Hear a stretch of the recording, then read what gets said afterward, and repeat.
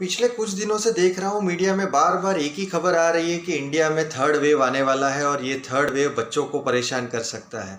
As a doctor मुझे तो इसके पीछे का कोई साइंस समझ में नहीं आ रहा है। मैंने काफ़ी रिसर्च पढ़ने की कोशिश की कि एग्जैक्टली इसके पीछे साइंस है क्या, और मुझे कहीं साइंस दिखा नहीं। ये मेडिकल साइंस है, कोई ज्योतिष विद्या नहीं है कि आप भविष्यवाणी कर रहे हो। पिछले साल सिंगापुर की एक यूनिवर्सिटी थी जिसने बहुत बड़ा रिसर्च करके एक पेपर बाहर निकाला था जिसमें बताया था कि इंडिया में मई एंड तक कोविड चला जाएगा। आज 2021 हो गया, कोविड भी यहाँ है। मेडिकल साइंस में ऐसी भविष्यवाणी काम में नहीं आती है। मुझे समझ में नहीं आ रहा है कि ये मीडिया वाले कौन से बेस पे लोगों को डरा रहे हैं कि इंडिया में जो थर्ड वेव आएगा वो सिर्फ बच्चों को ज़्यादा परेशान करेगा। इससे जो पेरेंट्स के ऊपर असर हो रहा है वो काफ़ी ख़तरनाक हो सकता है।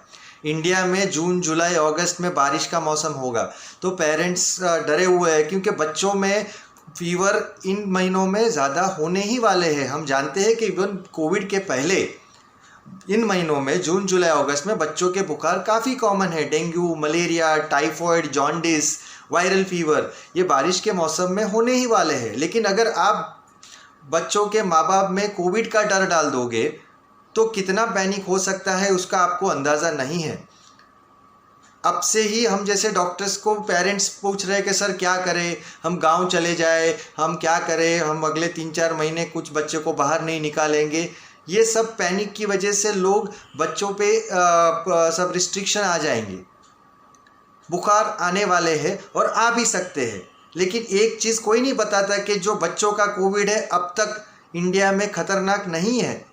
इनफैक्ट इंडिया में अब तक जितना भी डेटा अवेलेबल है जो बच्चों के कोविड के बारे में, उसमें इतना क्लियर हो चुका है कि पूरे इंडिया के चाइल्ड स्पेशलिस्ट यही बोल रहे हैं कि 90 to 95% केसेस में बच्चों का कोविड माइल्ड हो रहा है, ज़्यादा हॉस्पिटल की भी ज़रूरत नहीं पड़ रही है। तो ये डरावना माहौल बना के मुझे नहीं समझ में आ रहा कि लोगों को क्या मिल रहा है।